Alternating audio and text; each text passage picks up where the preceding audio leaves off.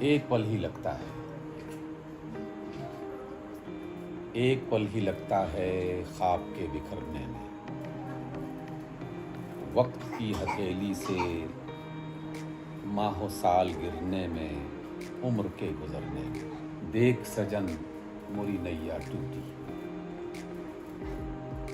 سجن کوئی بھی ہو سکتا ہے، اس میں کوئی ایک آدھ بندہ نہیں ہے، کوئی بھی ہو سکتا ہے۔ روم روم میں ماں کی یادیں، پگ پگ میں آہٹ بھیا کی۔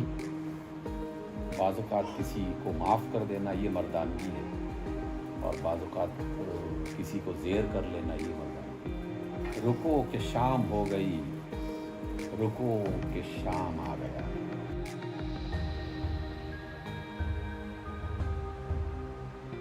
اس وقت میں شیئر کرتا چلوں اپنے ناظرین سے کہ ہم اس ٹائم اپنے کزنز کی ایک محفل میں بیٹھے ہوئے ہیں سب کے ساتھ، اور طیبو کے ساتھ ہم نے اس حوالے کا کیا تھا کہ آپ لوگ بھی، تو بہت سی نظمیں ان کی ہم نے پہلے بھی سنی ہوئی ہیں، پڑھی بھی ہوئی ہیں، تو آج آپ تک پہنچانے کا بھی تھوڑی سی کوشش ہے۔ ان کے بہت سے لوگ، آپ ان کو ڈاکٹر صاحب کے نام سے جانتے ہیں، بہت سے لوگ پروفیسر صاحب کے نام سے جانتے ہیں، لیکن طیبو جو ہیں وہ اپنے ایک خاص وہ صرف طیبو ہیں، اور ان کی ایک بہت بڑا حوالہ اور پہچان کی شاعری بھی، تو آج اس سے تھوڑا سا اس حوالے کی کوشش ہے۔ بہت کی باتیں کرتے تھے اور سنتے تھے، درد کی باتیں کرتے تھے اور سنتے تھے، جب سے خود پہ گزری ہے خاموش ہوئے، جب سے خود پہ گزری ہے خاموش ہوئے۔ کیونکہ یہ بھی ایک وقت آتا ہے کہ آدمی خاموشی میں منتقل ہو جاتا ہے، اور وہ خاموشی در حقیقت اس انتہا کی طرف ایک علامت ہے۔ کیا کہا جا سکتا ہے، وہ جو غالب کا ہے نا کہ درد کا حد سے گزر جانا ہے، گزر جانا یہ نا وہ دوا ہو جانا ہے۔ تو بعض اوقات ایسا بھی ہوتا ہے کہ تکلیف اپنی حد کو پار کر جائے تو وہی دوا کا ذریعہ بن جاتی ہے۔ درد کی باتیں کرتے تھے اور سنتے تھے، جب سے خود پہ گزری ہے خاموش ہوئے۔ دریا تھے ہم، شور مچایا کرتے تھے، یعنی ہم بھی کبھی جوان تھے اور بھاگ دوڑ اور شور شرابہ۔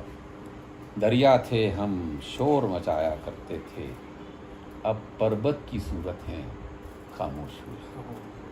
پربت پہاڑ کو کہتے ہیں، پہاڑ ایک جگہ پہ جم جاتا ہے بظاہر، تو دریا تھے ہم، شور مچایا کرتے تھے، اب پربت کی صورت ہیں خاموش ہوئے۔ خوشبو جیسے لوگ یہاں پر رہتے تھے۔ بہت سارے ایسے چہرے سامنے آ جاتے ہیں، عبدالغفار بھائی کا چہرہ، والد صاحب کا، امی کا، اور ایسے بہت سارے چاہنے والے۔ خوشبو جیسے لوگ یہاں پر رہتے تھے، سب چہرے دیواروں میں خاموش ہوئے۔ خوشبو جیسے لوگ یہاں پر رہتے تھے، سب چہرے دیواروں میں خاموش ہوئے۔ پھول پرندے دل کی باتیں کرتے تھے۔ ایک وقت ایسا آتا ہے کہ آدمی پھولوں کو دیکھے تو ایسا لگتا ہے کہ وہ میری بات کر رہا ہے، پرندوں کو سنے تو ایسا لگتا ہے کہ میری بات ہو رہی ہے، یعنی ان کی خوشبو، ان کا رنگ، ان کی رونق، اپنے دل کی نمائندگی جو ہے نا وہ لگتی ہے۔ پھول پرندے دل کی باتیں کرتے تھے، کیسا موسم آیا سب خاموش ہو گئے۔ کیسا موسم آیا سب خاموش ہو گئے۔ ایک پل ہی لگتا ہے، ایک پل ہی لگتا ہے خواب کے بکھرنے میں، وقت کی ہتھیلی سے ماہ و سال گرنے میں، عمر کے گزرنے میں۔ ایک پل ہی لگتا ہے چاہتوں کے رستے میں، کوئی شخص آتا ہے، جان میں سماتا ہے، دل میں بیٹھ جاتا ہے۔ یہ بھی انسانی زندگی کے رشتوں کی ایک حقیقت ہے، اور بہت بڑی حقیقت ہے۔ ایک بالکل بیگانہ، ناواقف شخص جس کے بارے میں کوئی آدمی نہیں سوچ رہا ہوتا، کوئی ایسی ملاقات، کوئی ایسا لمحہ، بس وہ پھر انسان کی زندگی سے وابستہ ہو جاتا ہے، اور پھر عمر بھر کا ایک ساتھ اور قربت جو ہے تعلق قائم ہو جاتا ہے۔ ایک پل ہی لگتا ہے چاہتوں کے رستے میں، کوئی شخص آتا ہے جان میں سماتا ہے، دل میں بیٹھ جاتا ہے۔ اسی طریقے سے ایک اور زندگی کا جو تجربہ ہے اور اس سے بھی ہم گزرتے رہتے ہیں۔ ایک پل ہی لگتا ہے دوستی کے زمزم میں، شک کا ایک قطرہ ہی زہر گھول دیتا ہے، جان رول دیتا ہے۔ اس وجہ سے شک اور گمان یہ زندگی کی سب سے اذیت ناک اور تکلیف دہ چیز ہوتی ہے۔ شک پیدا ہو جائے تو محبت جو ہے نا وہ جسے کہتے ہیں کرسی کرسی ہو جانا، وہ اس طرح ہو جاتی ہے۔ آخری اس کا وہ ہے کہ ایک پل ہی لگتا ہے بلبلا سمجھتا ہے میں بھی ایک ہستی ہوں۔ ہاں، ہر بندے کے گمان میں کبھی نہ کبھی یہ آ جاتا ہے کہ میں بڑی شے ہوں، بڑی چیز ہوں۔ تو بلبلا جو ہے وہ بھی کبھی کبھار ایسا سوچتا ہے کہ میں بڑی شے ہوں۔ ایک پل ہی لگتا ہے بلبلا سمجھتا ہے میں بھی ایک ہستی ہوں، آسمان رکھتا ہوں۔ بلبلا جو ہے نا مجھے آسمان بھی بالکل ایسی ہی کیفیت میں بھی ایک ہستی ہوں، آسمان رکھتا ہوں، اور پھر اسی لمحے آسمان گرتا ہے، ایک پل ہی لگتا ہے۔ بابل میں تجھ سے بول نہ پاؤں، من یہ کیا کیا کہوت ہے،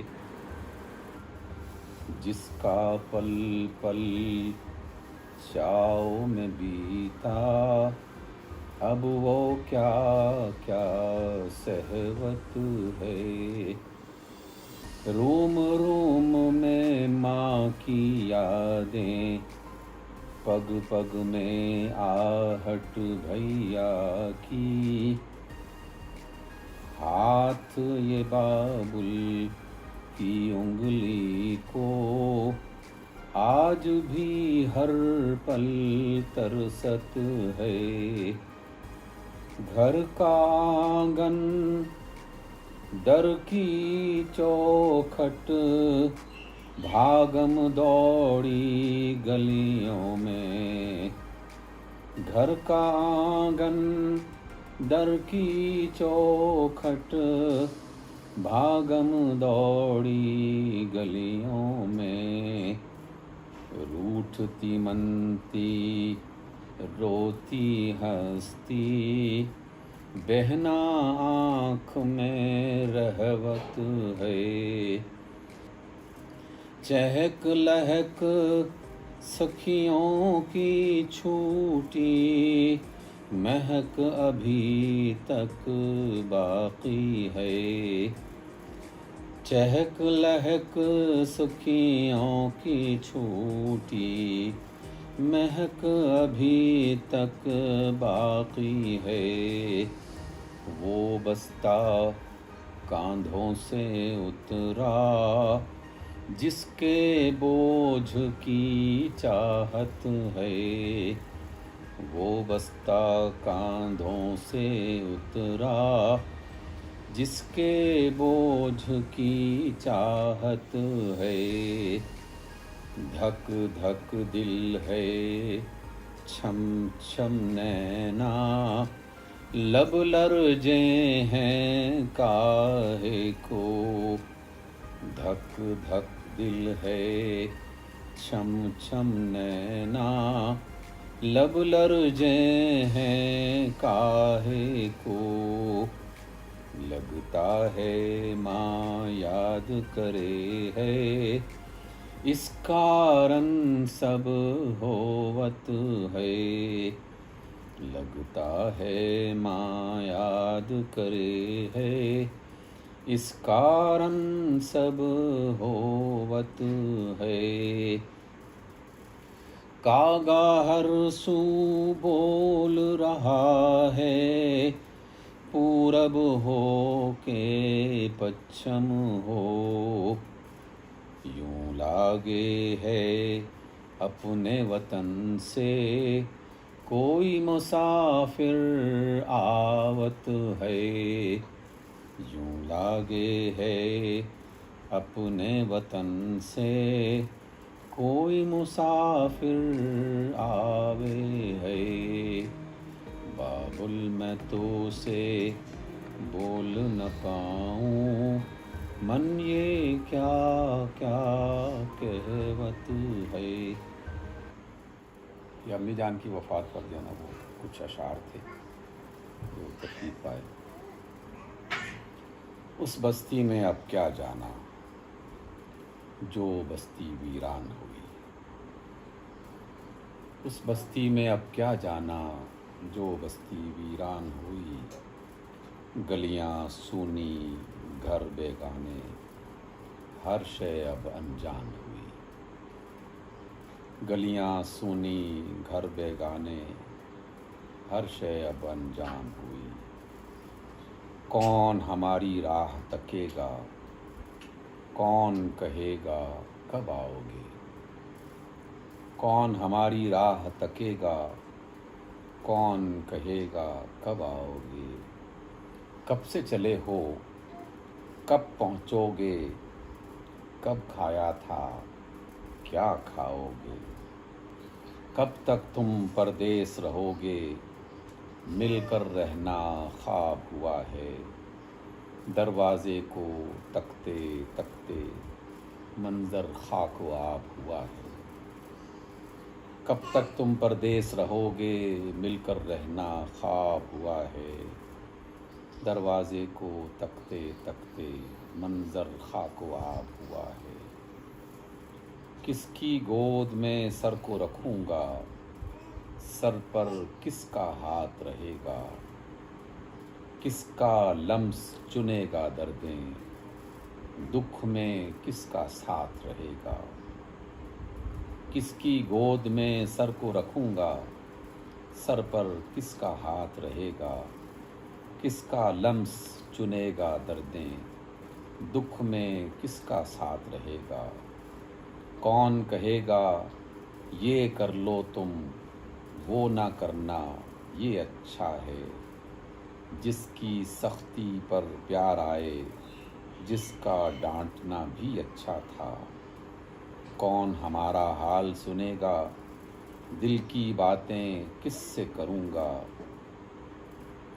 جس سے ماں کی خوشبو آئے وہ باتیں اب کس سے سنوں گا، یوں لگتا ہے جیسے کل تک میں بچہ تھا بے فکرہ تھا، یوں لگتا ہے جیسے کل تک میں بچہ تھا بے فکرہ تھا، میرے سر پر ماں کا بادل اس کی دعاؤں کا سایہ تھا، ماں نے کہا تھا جاتے جاتے اب تو بڑا ہے بادل بن جا، صحرا صحرا سایہ کر تو نگری نگری برکھا برسا، اب جنگل ہے اب جنگل ہے لوگ بہت ہیں لیکن ایک سناٹا سا ہے، اب جنگل ہے لوگ بہت ہیں لیکن ایک سناٹا سا ہے، جیسے مجھ سے پوچھ رہے ہیں اب کیا ہوگا کیسے رہو گے، اب میں ایک آوارہ بادل نگر نگر میں پھرتا ہوں، اب میں ایک آوارہ بادل نگر نگر میں پھرتا ہوں، جو بس میں ہے سایہ پانی سب پہ نچھاور کرتا ہوں۔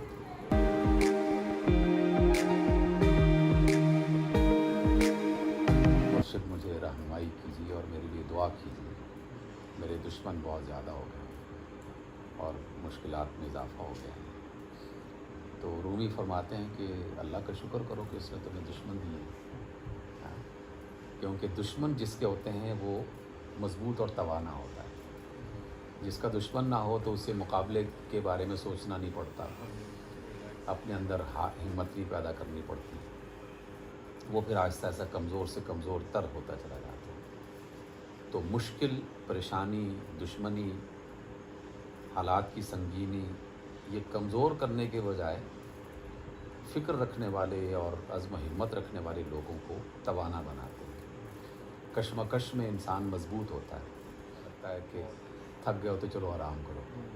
تو میرا فلسفہ یہ ہے کہ تھک گئے ہو تو اور کام کرو, کیونکہ کام تھکاوٹ کو دور کرتا ہے. وہ جو کہا جاتا ہے کہ جب جو ہے نا وہ تھک جاتے ہیں تو ہم سو جاتے ہیں, اور جب سو کے تھک جاتے ہیں پھر تھکاوٹ اتارنے کے لیے پھر سو جاتے ہیں. تو یہ زندگی کا عمل نہیں ہے, بلکہ مشکل انسان کو توانا بناتی ہے. پھر ایک دن میں آپ صلی اللہ علیہ وسلم کی ایک روایت پڑھتے پڑھتے وہاں سے گزرا, تو اس نے تو بالکل اس مضمون کو مکمل کر دیا. آپ علیہ السلام نے فرمایا کہ جس شخص کو اللہ تعالیٰ نے 60 برس دے دیے, اس کے بعد اس کے پاس کوئی عذر باقی نہیں رہتا اللہ تعالیٰ کے ہاں کہ اللہ مجھے تو پتہ ہی نہیں چل سکا, مجھے تو کسی نے بتایا ہی نہیں تھا, میں تو یہ کام کر ہی نہیں سکا. یعنی 60 برس ایک ایسی مدت ہے جس میں سیکھنے اور کام کرنے کے لیے وہ کافی ہے. اس کے بعد کوئی ایکسکیوز نہیں رہتا بندے کے پاس.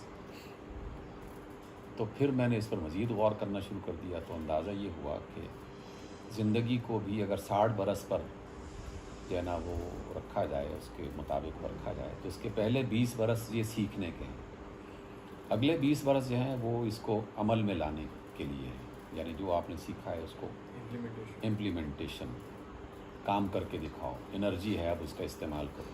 اس کا مطلب یہ ہے کہ اگلے 20 سال جو ہے اس نے اپنی جو سیکھی ہوئی چیز ہے, جو کام کیا ہو, ایک تو اس کو پیک پر پہنچانا ہے, اور دوسرا اسے اپنے اختتام کی طرف رخ کرنا ہے. تو جب 60 برس کسی کو مل گئے تو اس کے بعد اسے کمزور ہونے کی بجائے یہ سوچنا چاہیے کہ اللہ تعالیٰ نے جو میری مدت متعین کر رکھی تھی اس میں یہ تو پورا ہو گیا, گویا کہ میرے امتحان کے 3 گھنٹے پورے ہو گئے. اب اگر مزید عمر مل رہی ہے تو یہ حقیقت میں میری ان کمزوریوں کو اور کوتاہیوں کو دور کرنے کے لیے اللہ تعالیٰ نے ایکسٹرا ٹائم دے رکھا.